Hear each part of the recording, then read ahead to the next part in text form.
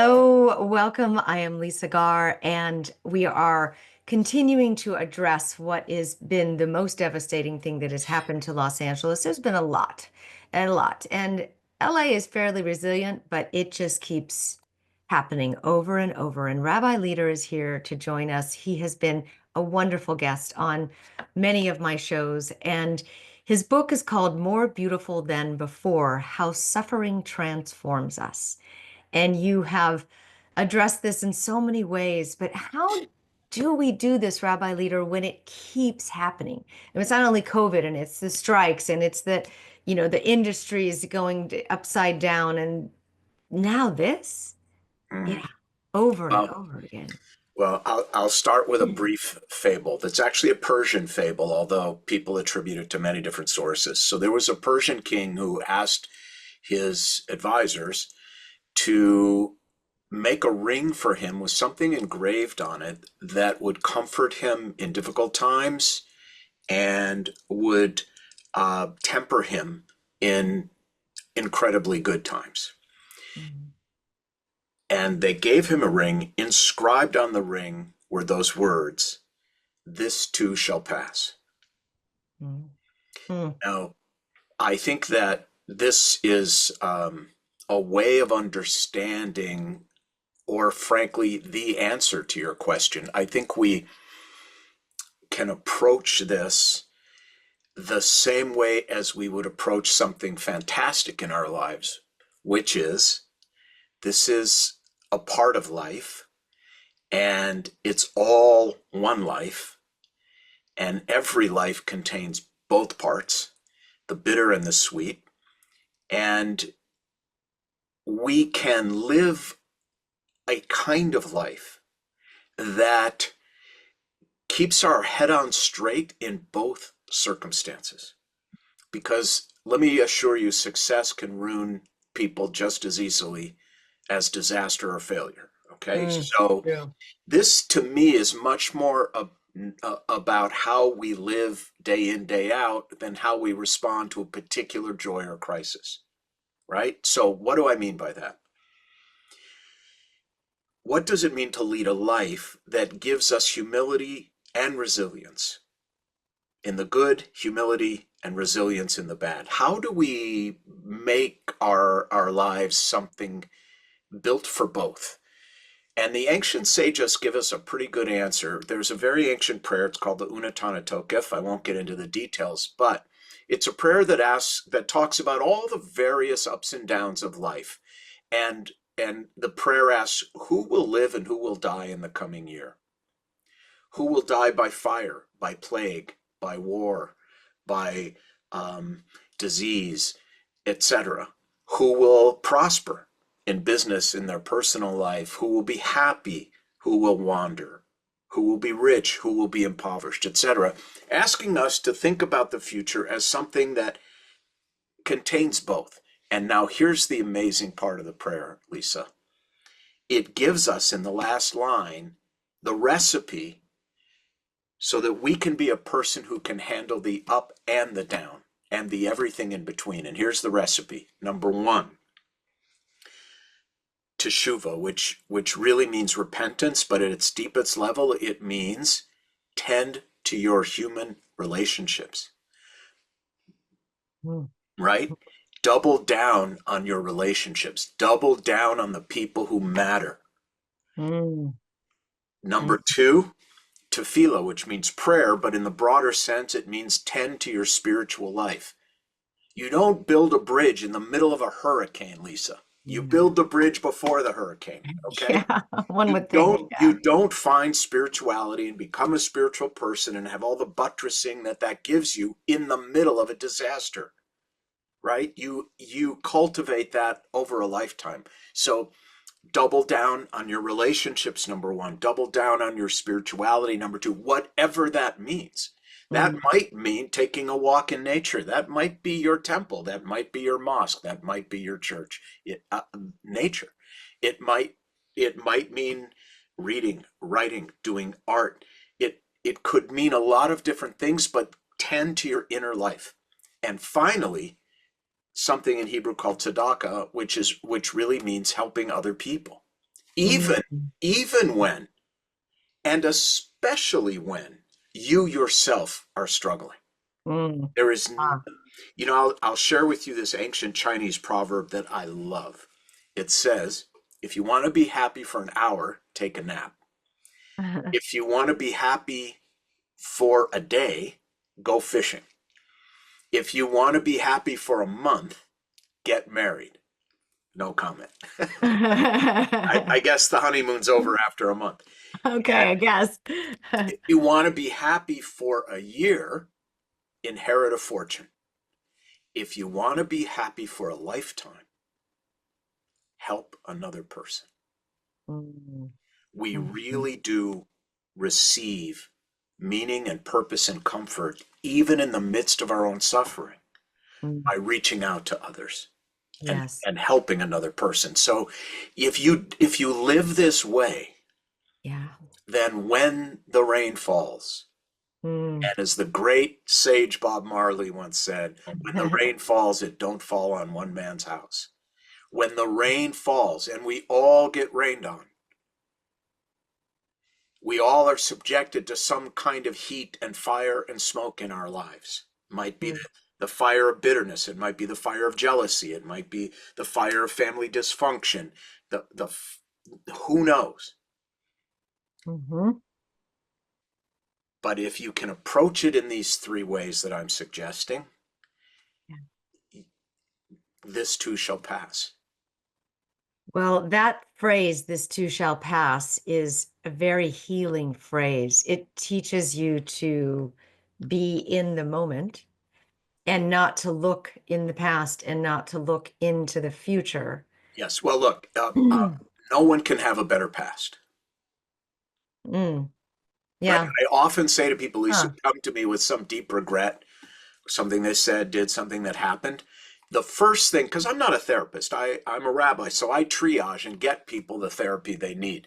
My Yeah. triage is, I would say, if you came to me, Lisa, and said, "Oh my God, we left the gate open, or we left the cat in the house, or we didn't clear the brush, or we this, or we that, we should have saved more money," I would say to you, Lisa, I don't know about you, but I've given up hope of a better past. I've given up all hope of a better past. And what that does is it immediately points you forward. It immediately turns you 180 degrees to the right direction, which Mm. is, there's actually nothing I can do about the past. Worrying about the past doesn't change the past. Ah. Regretting the past doesn't change the past. You cannot have a better past or a different past. You can't change it, number one. Number two, worrying Hmm. about the future often gives us nothing but anxiety. And worrying about True. the future doesn't really change the future. And catastrophic thinking about the future doesn't help anyone, especially the person thinking catastrophically. Hmm. Because Hmm. whatever you're imagining, oh my God, I'm going to be homeless. I'm going to be eating cat food in a tent. I'm never going to recover from this. What about my kids? What about all that oh, this is terrible thing's going to happen. That terrible thing's going to happen. Well, the truth is, no matter how you are imagining the future, you're wrong. You're wrong. It never goes down the way we imagine it will. But in all That that true. That is catastrophic, so true. right? And in all of that catastrophic imagining, what are we accomplishing? Well, we're making ourselves more anxious. That's what we're accomplishing. Right. Now, Oh, we all sure human are. beings do this. All human beings do this. But if we could do it 10% less, it makes a huge difference. If Lisa, if I offered you 10% on your money today, would you take it? Yes. Right. 10% is a lot. Yes. If Yes. you can pull yourself out of catastrophic thinking, 10% more. 10% more, say to yourself, "Oh, I remember what the rabbi said. I'm thinking catastrophically. I'm going to follow his advice," which is about to follow right now. Instead of scaring yourself with catastrophic nightmares about the future, which are wrong, when you catch yourself doing it, say to yourself, "Okay, I'm thinking catastrophically. I am instead going to stop and I'm going to think about what I can do in the next hour that's Mm. actually meaningful and helpful to me or someone else. Keep yourself on that short time leash and jerk yourself back from the edge of that catastrophic cliff as much as you can, fully accepting sometimes we can't. But it really makes a difference in how we go through this. Now, what does that mean? We can't have a better past. We can't really fully and accurately imagine the future. What does that mean? It means what we can affect is the next hour. Mm. This requires a large leap of faith as well, taking you back to that place of spirituality. You can impact the next hour with your level of faith. That is the only way to impact the next hour. And And how, though, yeah, how do we do that other than saying, God, SOS? well, I don't think, you're asking a deep question. Okay, so How do you pray? That's what I'm asking. well, prayer. All right, let's get into this, and you'll edit this if it's too long or too wonky for you. Let's do it. Okay, so the word prayer, the English word prayer, comes from the Latin precari, which means to beg. Mm. That is the etymology of the word, and in some ways, I wouldn't say beg, I could say it more kindly, that most people think of prayer as petitionary, like a Mhm. petition. You're True. asking for something to start or stop. Okay? Hmm. Most Hmm. people think of prayer as petitionary and transactional. Now, the Hebrew word for prayer, tefillah, comes from the verb to look inward, to, to look within. The Jewish concept of prayer is not about appealing to God to be a better puppeteer for you and that God is controlling the strings. God is the puppeteer and you are the puppet and you're begging for better treatment or better this or not so much bad of that. That's a very foreign notion in terms of Jewish prayer. Jewish prayer, the essential component is not trying to change God, it's trying to change ourselves from within. And so it's Mm. ideally prayer changes us, not God. And another Mm. way of thinking of this is from a 17th century Italian rabbi. I'm guessing it was Lake Como. So this rabbi observed a fisherman out on his boat fishing on the lake. And the boat was tethered to the shore, long rope. And the fisherman was pulling his boat to shore with the rope.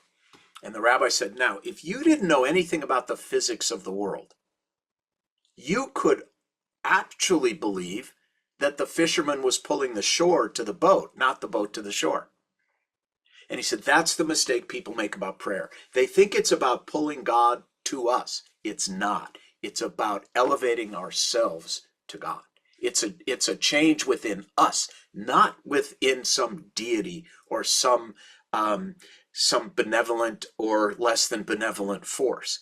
And so for me, when you talk about faith, the most important thing I think we can do as friends to help other people who are suffering is to give them with faith within themselves. That Lisa, you have been through terrible things before. You do know how to do this. The last time you told me you got through it with friends and family and 150 milligrams of Zoloft, whatever it is. Okay? Fine. Lisa, that's all still there for you now with this terrible fire. You have everything you need to survive this because you had it to survive that. And I will accept that this is the worst thing that's ever happened to you. But 2 weeks ago, it wasn't the worst thing that ever happened to you. And you got through that worst thing and you probably didn't believe you could. So it's about faith in oneself, ultimately. You've done this before. You've been through, you've overcome before. You can do it again. Yeah. Yes, that's a Yeah. huge Right. piece. Tell me a child with addiction problems is not a fire. It is a fire. Right. Burn your house down. Right? Tell me a divorce is not a fire. It's a fire. It's a dumpster fire, okay? Right. Tell me that, you know, metastatic cancer is not a fire. Right. It is a fire. Yeah. Now, how did you do that? And how can we have faith? How can you summon the faith to Mm. know, yes, you can do it again? And finally, there's this old Yiddish expression, which I love, which says, when you must, you can. When you must, you can. So you will find a way. And by the way, not because you're an extraordinary human being. Hmm. You will find a way because you are an ordinary human being. And Mm. we have this within us, all of us. Ordinary people can as well. Find that. So okay, so when you must, you can. You've done this before. You look for that piece when you're really looking through what you did to overcome the last piece. Where do you look? Oh, Let's do it. You want to do it right now? Sure. Okay. So if you're willing, and it's your choice, but let me Yeah. ask you personally, what's the worst thing you ever had to get through? What's the worst thing that ever happened to you? Losing a 30-year business. Okay. Oh, yeah. 30 years of pouring my entire life into it. And what happened? Entertainment industry has really shifted from too many hits. Hmm. Yeah. And how did you survive that? I don't know yet. I don't know yet.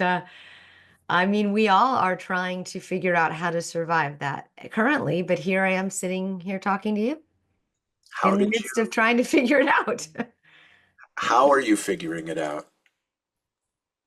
Day to day anxiety and then faith and then figuring it out and then hope and then possibility and then going back to anxiety and then faith. Oh, Are you figuring it out alone? no, no, there's definitely my husband and I are in the foxhole together. Yeah. Anyone else? We're supporting our daughter to fly, which is so great, to take wings and do her thing and not So, be in the foxhole with us, which feels good, yeah. feels really good. How's it I'm feel to here. have that guy next to you in the foxhole? Amazing. Amazing. We've been in the foxhole for a while, Yeah. man, to get out of this So, foxhole. so what have you done? You have doubled down on your relationship. Yeah, true. You said, I take it day by day. You're Hmm. staying as much in the present as possible. You're smiling and laughing. I'm doing interviews like this with You're you doing, and people who have lost everything, so I have nothing to complain about, well, you honestly. do. I don't listen. My father's entire Yeah. parenting methodology, he had one. My father had one parenting technique. Here it is. Stop crying, or I'll really give you something to cry about. Not the greatest, okay?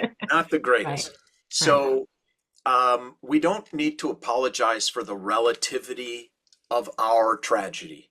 In fact, I just recorded a video that I think I'm going to post on Instagram Mm. talking about how that it is generally unwise to say to someone, oh, my house burned down in the 1970s, and let me tell you about my experience, and you're going to be fine. It's not helpful Right. because everyone's loss is unique to that person, and how they process that loss is their own unique process. And our experience is not necessarily helpful. What is helpful is showing up and listening and holding and Yeah, feeding yeah, and comforting and saying the truth, which is, I can only imagine what it's like to lose a business. I'm not going to tell you about how, my wife and I had $16 in the checking account and I wasn't getting paid for another week and we had two little babies at home. That doesn't help you. That's about me. it kind of does actually, because look at you now, and you made it through that, if that's true, and that But kind of does but it help. has nothing to do with you losing your business, right? Yeah, And I don't know what you're supposed to get from it other than, well, Steve's a strong person, so I should be as strong. No. But now let's go back to our exercise. How you got through it was doubling down on your marriage, hmm, enjoying and loving your kid, hmm, hmm, and enjoying the reflected glory that comes from her successes, hmm, hmm, and doing interviews like and this. doing interviews and getting back to work. Hmm. Okay? Well, that's exactly how you're going to get through this. That's how you're going to get through whatever's next for you. And help me with the change piece. Everything's changing. Like with many, Doesn't everything's matter. It's doesn't matter. it's as long as nothing changes within you in terms of what gets you through these things. Of Mm. course, the world changes. And embrace it. Do you embrace change? What do you do with change? Some I embrace, some I ignore. Ah, yeah, yeah, There's a lot of things, for example, technologically, I don't know how to do, and I don't care. I'm 64 years old. I really don't give a shit. right, I'm over it. right. Um, and it just like I don't have time to make new old friends. Yes, I'm not that interested. So I yeah, I would just say that you were a you were a survivor before, yeah. and that doesn't go away, Mm, right? You're still a survivor. And tragedy does not give anyone a new personality. People think this all the time that, oh, now that the house burned down, the kids are going to suddenly show up more and take care of me, maybe for a week or two. mm, Or now that the house burned down, all the love in our family is going to be gone because this was where we gathered. No, it's not. yeah. Tragedies don't give families or individuals new personalities. They just make everyone more so.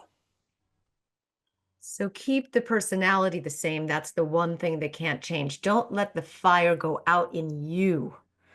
And that was what I was noticing. It's honestly going through all this and looking at the industry and looking at the change. And I started this, casting company when I was 20. And then I was realizing it was starting to take my fire out, my spark away. It was starting to really diminish who I was. Yeah. And you And quit. that was my prayer was, God, please don't let it take my spark away. Don't let it take what I give the most to the world away. Yeah, well, that's not in God's hands. That's in yours. That's in yours. Well, actually, he did throw me a wonderful lifeline. What do you mean? I did get an amazing offer a job offer to do something totally different, which Yeah. really was like, wow, am I guided? You may Wow. attribute that to God. And what we mean by God is different for every person. Right. But yeah, good things happen. Good things do happen, and It that's was worth by remembering. realizing that. It was by realizing I can't do this. I can't let my light be burnt. This is what you gave me. My gift is my light. That's I right. can't let that get extinguished. That's That's right. just not gonna. Not only can't you, you won't. Mm. I know you not well enough to know you're not. This isn't an ending. It's in evolving. I know. It And is, that and is, I'll tell yeah. you something else. There's most people when they think about Darwinism or evolution, they say, "Well, it's survival of the fittest." That's really not Darwinism. Mm. It's survival of the most adaptable. Yeah, that's true. That Not is the what's happening right strongest. now. It's Right. not it's not the strongest, it's the most adaptable. Right. That is who and what climbs to the top of the evolutionary ladder if you Mhm. can adapt. Yes, I saw a beautiful um, photo taken, a video on Instagram of one of the firefighters was watching a family of cougars running. I didn't even know we had cougars in these mountains, but it was a family, and they knew what to do. I saw the baby running first, and then the mom would run after, and it was amazing to watch that they gathered together as a tribe and they moved. And And human beings, let me tell you yeah. generally what I've learned about pain and suffering after 4 decades of being on the inside of people's lives. First of all, it is amazing what people can get used to. Hmm. It Where is did you learn that? amazing what we can normalize. And again, not because we're some special kind of human. We're the regular kind of human, and we What do are you mean built by that? What do you mean by that? by what we can It's get used amazing to. what people can Oh, normalize. well, people will say to me things like, "Oh my God, both kids will be in college. I'm gonna have an empty nest. My purpose, like, Right. oh my God, how am I gonna?" And you know what? A year later, I see them at the movies together, laughing and having a Mm, great time. Or, right. oh my God, my business is ruined. I'm never going to be okay, et cetera, et cetera. And you get used to living within that reality and normalizing it and moving forward. And it's necessary. Listen, I see this when I deal with and write a lot about grief and loss. I see this all the time when I have, for example, someone who loses a spouse of many years and they come to me and they just say, I can't date. I just can't do it. It's just wrong. And what that says to me is I really want to date, but I don't feel right about it. Mm, To which I say, look, moving past a tragedy often requires some measure of betrayal to the past. mm. And it is a betrayal. It feels like a betrayal when you date at 65 after being married for 50 years or whatever, 40 years, right? It feels like a betrayal. And it is a betrayal to some degree. It but it is also a betrayal of death in order to embrace life. And and so we do learn to normalize. Sometimes that requires a betrayal of the past. Yeah. So, Sometimes it doesn't. well, I mean, having a house burned down is a betrayal. Losing a business is a betrayal. Losing a loved one is a betrayal. So your past is a betrayal. What are you saying? You need to move No, beyond I'm that? saying you need to betray your past sometimes. For Oh, example, for example, the elderly man who says, I just can't. My kids want me to date and have a social life, and I can't do it." And it turns out the reason they can't do it is because they feel like they're betraying their dead spouse, and right. and they are, and they must in order to live. That's what I mean. Wow. That is permission. Mm. Correct. You are giving them permission. They really need to give themselves permission to move forward. And they are able to do that when they realize that betrayal of the past is necessary to move forward. You cannot have an arrival without a departure. It is necessary to move forward. That is a big piece. Oh I, yes, and wow. listen, arrivals don't come any other way. They require a departure first. That's the only way you arrive somewhere is by departing somewhere else. True. Yep. Even birth. Gotta Yes, depart from the womb. Yeah. yes. I'm just gonna mention really quick, we're gonna end the radio show here right now, but if you want to continue with this therapy session that I'm having on I have, publicly, please stay with the radio. Go to I, the Aware Show podcast, and I'm going to continue there. okay. You have always been here for me, Doctor Yeah, my mother wishes. Rabbi Leader. We have these deep, incredible conversations, and others are also in the same. I just choose to be vulnerable. I know many people in the entertainment industry, and you've probably spoken with many of them, that were the whole industry, actually, the whole broadcast industry is shrinking to change. It is completely going to change Yes, and the money is not what it used to be. right.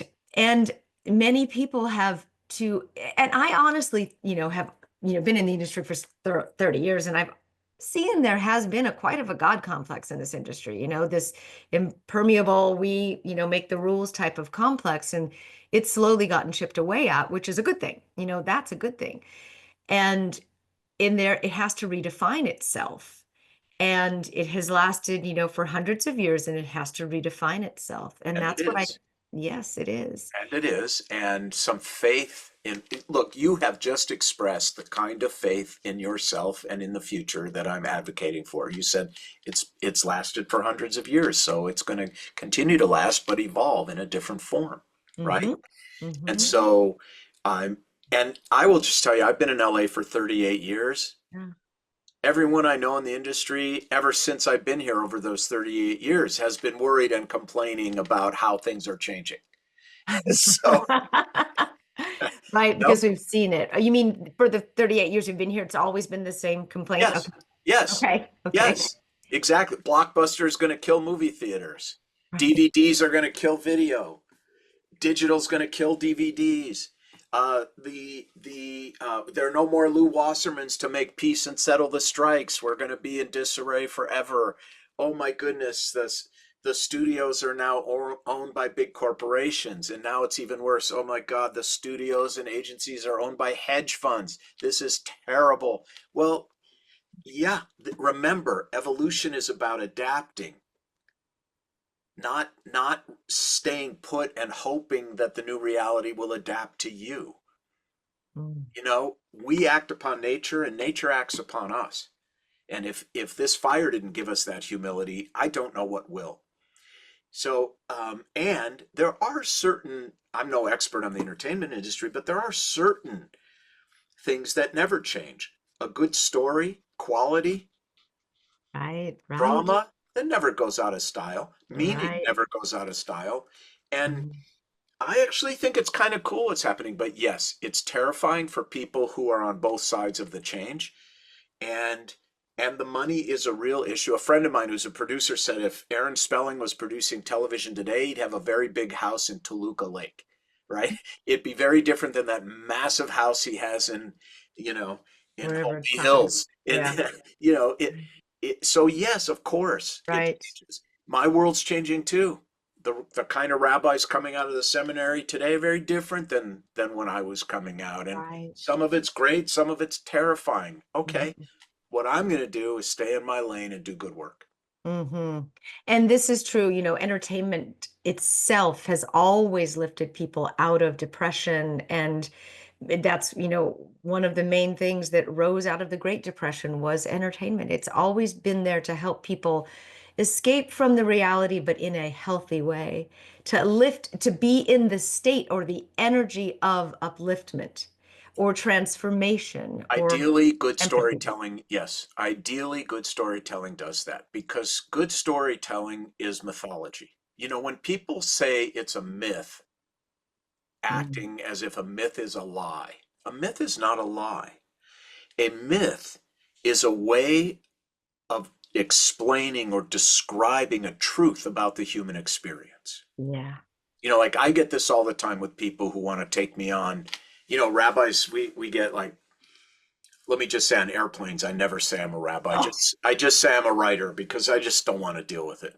Okay. wow. All right. Yeah, that's a So I lot. lie on airplanes. All There's your right. confession, yes. Well, it's a half lie, you know. I, Someone will tell you their life I'm a, story. well, not only will they tell your life story, but they'll say things like, Noah didn't really get all those animals on that boat. How can you believe that?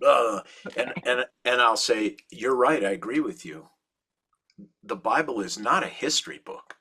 It's not a science book. It's not a chemistry book. The storybook. It's a book of myths. Myths are a Mhm. way of understanding the truth of the human condition. No, Noah didn't get all those animals on a boat. But yes, we are responsible for the creatures on this planet. They are in our hands. They are on our boat. They are on our raft, and we are on theirs. And yes, the world could be destroyed because of human foolishness in 8 minutes, by the way. So that's what the story's about.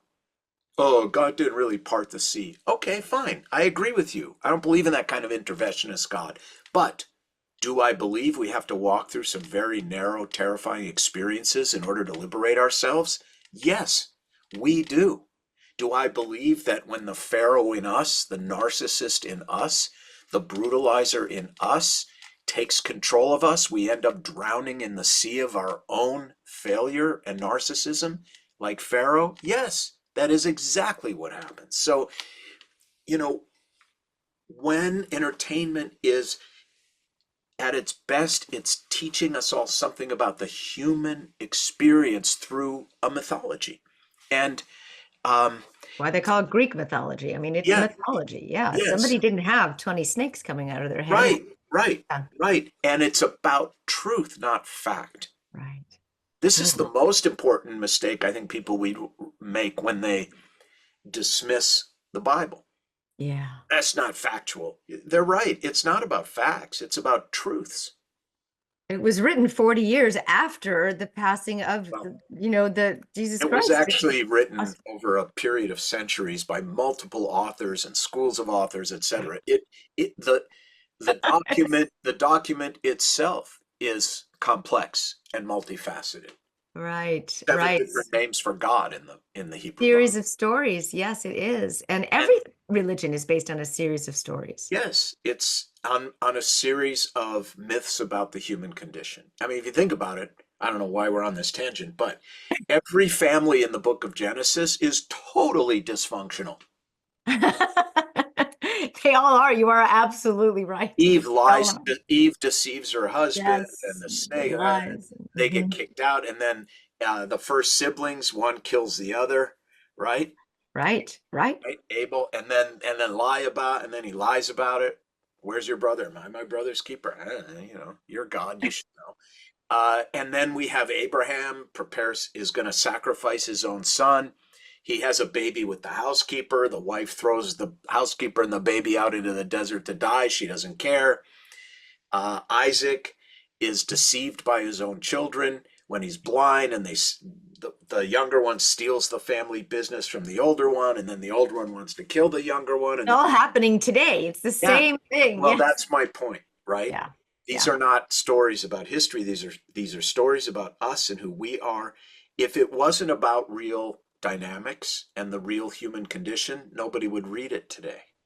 Hmm. That's So true. That's there's true. a It is. lot there to learn from and to see within ourselves, and not to dismiss because it isn't a history book full of facts. By the way, if I had to look for it, I could probably find it. A book came out several years ago, like 6, 7 years ago, about scientific discovery, sort of a history of science. Hmm. And basically, as I recall it, about 50% of what scientists and others believe to be factual in each generation is proven wrong over history. 50% of, Yeah. wow, over history. Half of what we believe is fact is incorrect. I'm looking like to the past of what one of But those like, is. the world is not Yeah. flat. Let's start with that. Right. That's true. We could start with that. Right. Right. You don't So things, fall off when you get to the end of the world. perspective change. Things It's change. not perspective, it's factually incorrect. Right. But at a point in human history, it was assumed to be 100% correct. Hmm. So Hmm. this is the human experience. Yeah. Yeah. Yeah. That's why I think I'm more interested in myth than fact. Makes so much sense. Well, just you're reminding me to go back to just the basics and even going back into the mythology of our religious texts is so interesting right now to learn again from a different perspective. I Look, think, the ancients knew, let's go to this fact truth situation. Like, you and I know more facts than a king knew 200 years ago. mm, And we have access to an unlimited number of facts. But what the we do. ancients had that we lack is they had time to think about what they knew. They did. Columbus had a lot of time on that boat to think about And whether that the, earth. and the ancients, they lived in small villages. They Yeah. walked 5 miles to the fields in the morning. They walked 5 miles back. They slept under the stars. They had to get along with each other. They needed each other. They understood the dangers of gossip and the dangers of coveting and jealousy. And they knew in a deep way what we struggle to understand. 2,000 years ago, people had no reason to believe they would not die in a fire or a plague or a Very flood true. or an Very true. earthquake or a Mhm. murder. Yeah. Everyone was one bad harvest away from starvation. And that's 2,000, what our DNA is built on, by the way. that's right. Hmm. 2,000 years ago, Hmm. half of all women died in childbirth Hmm. because there was no C-section with an epidural and crushed ice and Netflix. You were Hmm. dead. Hmm. Right. Half of all children 2,000 years ago didn't make it to their fifth birthday. That's partly why people had so many children. Mm. They Right. died. Right. Right. There was no antibiotic. Mm-mm. You know, Right. that pink Medicine, stuff we give our everything. kids when they get an ear infection? They didn't have that. You Yeah. died. So Yeah. they knew a lot about living through loss and what mattered and who mattered. They knew a lot more than we do. There are no modern problems, Lisa. There are Mm, no modern problems. The human condition hasn't changed. So, yes, going back helps you move forward in terms of not re engineering your past, but in looking at some ancient wisdom for your modern situation. that is beautiful. That is a beautiful, beautiful place to wrap there. Just to say, that is true. There is living through loss. There are no modern problems. We've figured this out before and we will figure it out again. We will. Mm. Thank you I so got much. you. Oh, Yeah. I always love talking with you, and you're always pushing on an open door with me. You know that. I always feel so heard by you. So thank you so much Yep. for everyone. And again, it's Rabbi Steve Leder. He is always been an amazing, amazing, incredible guest. And the book is called More Beautiful Than Before. Hmm. Yeah. Bye, Thank Lisa. you. Thank you All so right. much. Bye bye. Bye-bye. All right. Thank you so much. And you can also listen to all of our other shows on our podcast, The Aware Show. Thank you so much for your love and your support. Until next time, I honor awareness. Bye bye.